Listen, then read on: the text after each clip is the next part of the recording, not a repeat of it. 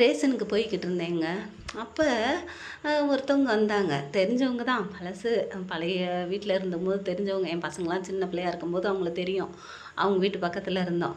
மறுபடியும் நாங்க காலி பண்ணிட்டு போயிட்டோமா, ரொம்ப நாள் கழிச்சு வந்தோம். பார்த்தோமா ரேஷன் கடையில, உடனே அவங்க ஓடி வந்து என்கிட்ட வந்து பேசினாங்க. பேசவும் "எப்படி இருக்கீங்க? நீங்க எப்படி இருக்கீங்க? நான் எப்படி இருக்கேன்னு" பேசிட்டு இருக்கும்போது, "இந்த மாரிங்க எங்க வீட்டுக்காரர் இறந்து போயிட்டாரு.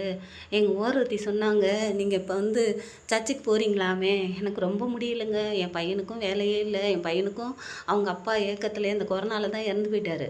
அ அவனேவும் உடம்பு சரியில்லாம போயிடுச்சுங்க. அவன் அவங்க அப்பா ஏக்கத்திலேயே அப்படி இருக்கான். ரொம்ப கஷ்டப்படுறேங்க." அப்படி இப்படின்னாங்க. அழுதாங்க தேம்பி தேம்பி. உடனே நான்னா, "சரி கவலைப்படாதீங்க. என்ன பண்றது? எல்லாம் விதி தானே" அப்படி சொன்னேன். உடனே எங்க வீட்டுக்கு ஓடி வந்தாங்க. வந்துட்டு, "நானும் உங்க கூட சர்ச்சுக்கு வரட்டுமா? ஏதாவது சொல்லுவாங்களான்னு?" கேட்டாங்க. என்னடா இது! நம்மளே போய் சொன்னாலே அவங்க யாரும் கேட்க மாட்டாங்க. இவங்க வாரண்டியா வந்து நானும் வாரேன்னு சொல்றாங்களே! என்னவா இருக்கும்? அப்படின்னு நெனச்சேன். "சரி வாங்க" அப்படின்னேன். "எப்போ போவீங்கன்னாங்க?" "அது வெள்ளிக்கிழமை இருக்கும், வியாழக்கிழமை இருக்கும், ஞாயிற்றுக்கிழமை இருக்கும். வாங்க" அப்படின்னேனா, உடனே வெள்ளிக்கிழமை வந்துட்டாங்க. வரவும் ரொம்ப சந்தோஷமா இருந்தது. நான் கிளம்புறதுக்கு முன்னாடியே 9 மணிக்கெல்லாம் வந்து நின்னுட்டாங்க. சரி அப்படின்னு சொல்லிட்டு சாப்பிடாம இருக்கணும்னே, சரி அப்படின்ட்டு வந்தாங்க. சர்ச்சில இருந்தாங்க. மறுபடியும் வந்தாங்க. மறுபடியும் வந்தோனேவும் இன்னொரு நாள் ஞாயிற்றுக்கிழமை அவங்களே சொன்னாங்க. "இன்னும் என்னைக்குங்க போவீங்க?" அப்படின்னாங்க. "ஞாயிற்றுக்கிழமை போவேன்." அதே மாரி ஞாயிற்றுக்கிழமையும் ஓடி வந்துட்டாங்க. உடனே சரி என்னடா இது கூப்பிடமுன்னா ஓடி ஓடி வராங்களே அப்படின்னு நெனச்சேன்.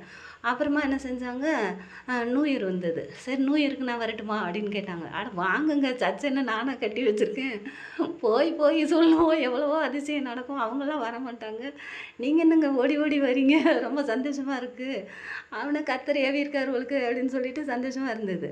மறுபடியும் நியூ இயர்க்கு வந்தாங்கங்க. அப்புறமா வந்து பேசினாங்க. "ஏங்க உங்ககிட்ட ஒண்ணு கேட்கணும்" அப்படின்னாங்க. "என்ன?" அப்படின்னு நான் கேட்டேன். உடனே அவங்க சொல்றாங்கங்க, "அ எனக்கு கொஞ்சம் பணம் வேணும் ரூ. 1,00,000 அப்படின்னாங்க. "என்னங்க இவ்வளோ பெரிய அமௌண்ட் கேட்குறீங்க? ரூ. 1,00,000 நான் எங்க போறது?" அப்படி சொன்னேன்னா, உடனே "இல்லைங்க கேட்டேன்" அப்படின்னாங்க. "சரி பைபிள் குடுங்க" அப்படின்னாங்க. சரின்னு பைபிள் குடுத்தோம். "ஐயோ! பைபிள் படிக்கிறேன் கண்ணு தெரிலன்னாங்க."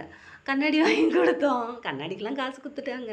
அப்பா இவ்வளோ ஆர்வமா இருக்காங்களான்னா, மறுபடியும் வந்து கேட்டாங்க. "ஏங்க 1,00,000 இருந்தா குடுங்கங்கன்னு." 1,00,000லாம் என்கிட்ட குடுக்கலங்க. எனக்கு கடன் குடுக்குறதும், வாங்குறதும் பிடிக்காது. அப்படி சொன்னேன்னா, உடனே அவங்க என்ன செஞ்சாங்க, சரி அப்படின்ட்டு போனாங்க. மறுபடியும் கொஞ்ச நாள் கழிச்சு மறுபடியும் வந்தாங்க. உடனே "என்னங்க ஆளையே காணோம், சர்ச்சுக்கு ஓடி ஓடி வருவீங்க வரல." "இல்லங்க ரொம்ப கஷ்டமா இருக்குது. எனக்கு 1,00,000 வேணும்." அப்படின்னாங்க. "இல்லங்க 1,00,000லாம் குடுக்குற மாரி இல்ல." அப்படின்னா, "நீங்க வேண்டாம். நீங்களே பிள்ளை குட்டிய வச்சுட்டு கஷ்டப்படுறீங்க.